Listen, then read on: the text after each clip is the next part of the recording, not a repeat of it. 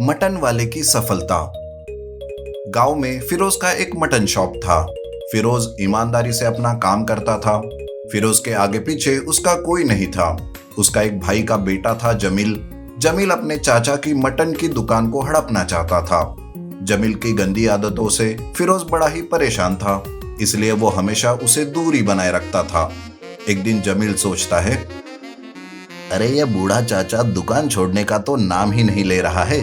अब तो इसकी दुकान बंद करवाने का कोई प्रबंध करना ही होगा।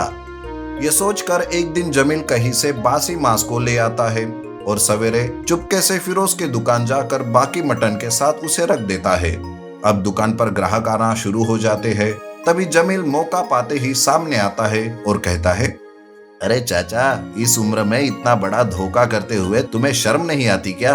अरे भाइयों, ये मेरा चाचा लालच में आपको बासी मांस बेच रहा है। देखो इस सड़े गले मांस को। ग्राहक भी बासी मांस को देखकर भड़क जाते हैं। ग्राहक गुस्से में फिरोज को मारने ही वाले थे कि तभी गांव का रमेश बीच में आता है और कहता है, अरे रुक जाओ, ये सब जमील ने किया है ताकि वो अपनी चाचा की दुकान बंद करवा सके। ये देखो, मेरे पास इसका एक वीडियो है।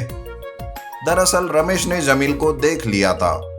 तब रमेश उसे रोकने के बजाय उसका वीडियो निकालता है ताकि सबूत के तौर पर वो सबको दिखा सके। वीडियो देखते ही सबको फिरोज की सच्चाई समझ आती है और जमील का असली रूप भी दिखाई देता है। तब ग्राहक फिरोज को छोड़कर जमील को ही मार मार कर वहां से भगा देते हैं। तब फिरोज रमेश से कहता है, रमेश बेटा, तुम्हारी वजह से मेरा ये दुकान बंद होने से बच गया।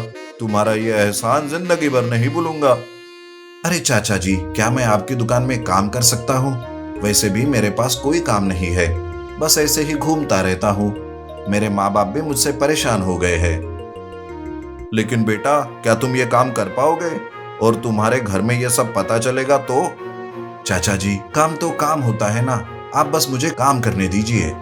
फिरोज खुशी से रमेश को काम पर रखता है। रमेश के घर वाले उसके इस काम से गुस्सा हो जाते हैं। तब रमेश के पिताजी उससे कहते हैं, अरे बिना काम के भी हम तुम्हें पाल पोस रहे थे, फिर ये मटन की दुकान में काम करने का क्यों सोचा तूने?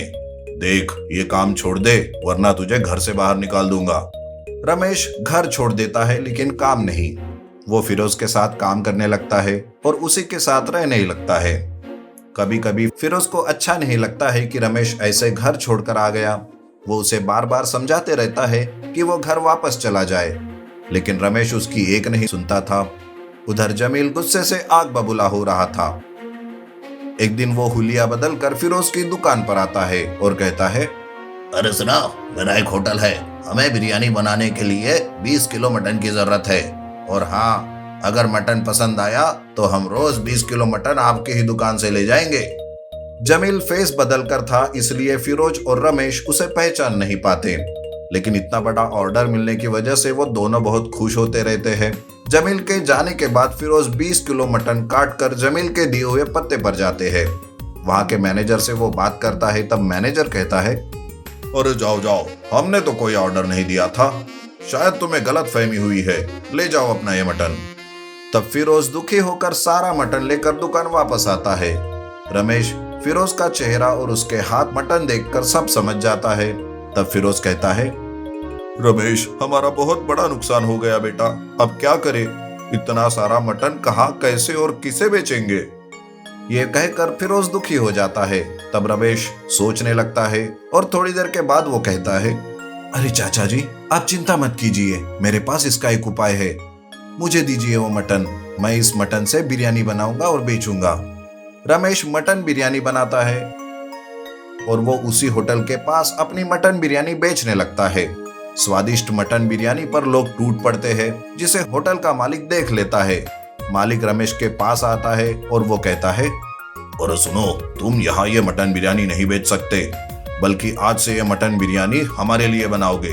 इसके लिए तुम्हें अच्छे खासे पैसे दूंगा।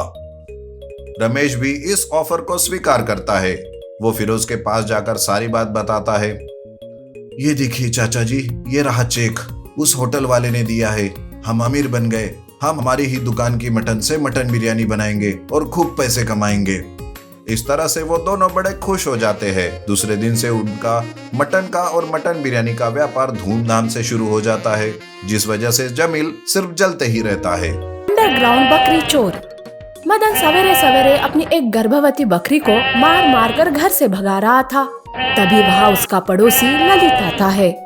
उसे उस बकरी की हालत देखी नहीं जाती, तब वो मदन को रोकते हुए कहता है, रुक जाओ मदन, छोड़ दो, क्यों मार रहे हो इस बेजुबान जानवर को? ऐसे हालत में उसे मारना नहीं चाहिए, ये भी समझ नहीं आ रहा क्या तुम्हें? अरे मैं तो इसे रखना ही नहीं चाहता अपने घर में, मैं खुद का पेट नहीं पाल पा रहा हूँ, ऊपर से इसके नखरे। इतना ही है तो तू लेकर जा इसे। तब ललित उस गर्भवती बकरी को अपने घर ले जाता है। ललित और उसकी बीवी लता उस गर्भवती बकरी का अच्छे से ख्याल रखते हैं। कुछ ही दिनों में बकरी को 2 जुड़वा बच्चे होते हैं, जिस वजह से वो दोनों बहुत खुश हो जाते हैं। तब लता कहती है, क्यों ना हम बकरियां पालने का काम करें? देखिए, हम इन बच्चों को अच्छा खाना पीना देकर हट्टे खट्टे बनाएंगे और बाद में उन्हें बेचकर पैसे कमाएंगे। वैसे भी बाहर काम करने से कुछ ज्यादा पैसे नहीं आ रहे घर में। हाँ, ये तो सही